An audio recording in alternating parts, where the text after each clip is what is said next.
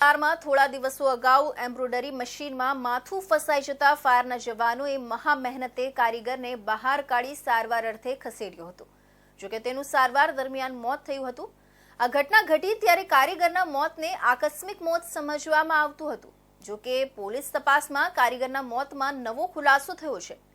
કારીગરનું મોત આકસ્મિક ઘટનાના કારણે નહીં પણ સાથી કર્મીએ ગળું દબાવવાના કારણે થયું હતું. સુરતના કતારગામ જૂની જીઆઈડીસીની વિશ્વકર્મા સોસાયટીમાં એમ્બ્રોઇડરીના કારખાનામાં રહેતો 25 વર્ષીય કારીગર મશીન પર કામ કરતો હતો. તારીખ 8 ફેબ્રુઆરી 2025ની રાત્રે તે કારખાનામાં એકલો કામ કરતો હતો. સવારે જ્યારે અન્ય કારીગરો આવ્યા ત્યારે આ કારીગર મશીનના પેન્ટોગ્રાફમાં ગળાના ભાગેથી ફસાયેલી હાલતમાં મળી આવ્યો હતો.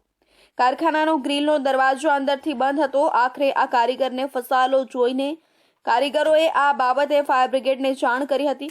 ફાયર બ્રિગેડે તેને બહાર કાઢ્યો હતો પણ બચાવી શકાયો ન હતો. ફાયર બ્રિગેડની ટીમે ગ્રીલ તોડીને ફાયરના અધિકારી અને જવાન અંદર પ્રવેશ્યા હતા અને મશીનમાં ફસાયેલા કારીગરને બહાર કાઢવાનો પ્રયાસ કર્યો હતો. ટીમે કોમ્બી ટૂલની મદદથી પેન્ટોગ્રાફ કાપીને તેને બહાર કાઢ્યો હતો. ત્યારબાદ માર્શલ લીડર નરેન્દ્ર પાટીલ તેને ખભા પર ઊંચકીને તાત્કાલિક એમ્બ્યુલન્સ સુધી દોડી ગયા હતા અને સારવાર માટે હોસ્પિટલ મોકલી આપ્યો હતો.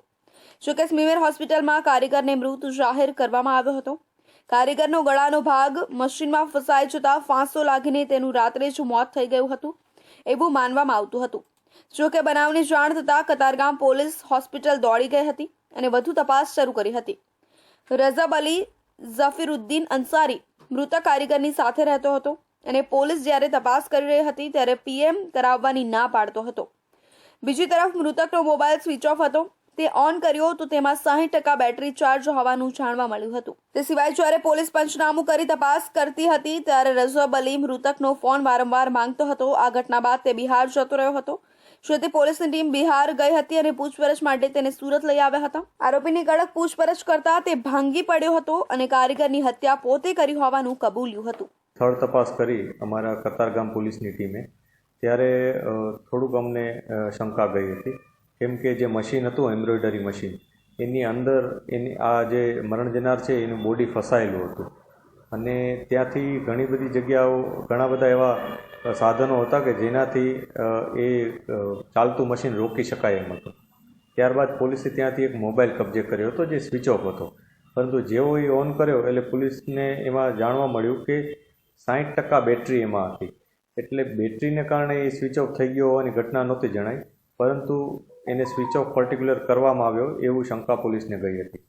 ત્યારબાદ એની સાથેનો એક વ્યક્તિ જે મરણ જનાર વ્યક્તિ હતો એની સાથેનો એક વ્યક્તિ રજબ અલી જે વારંવાર એના મોબાઈલની માંગણી પોલીસ પાસે કરતો હતો.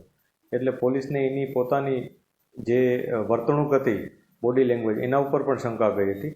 આરોપીએ તેની પાસે રહેલા ગમછા વડે પરવેઝ અંસારીનું ગળું દબાવી હત્યા કરી નાખી હતી.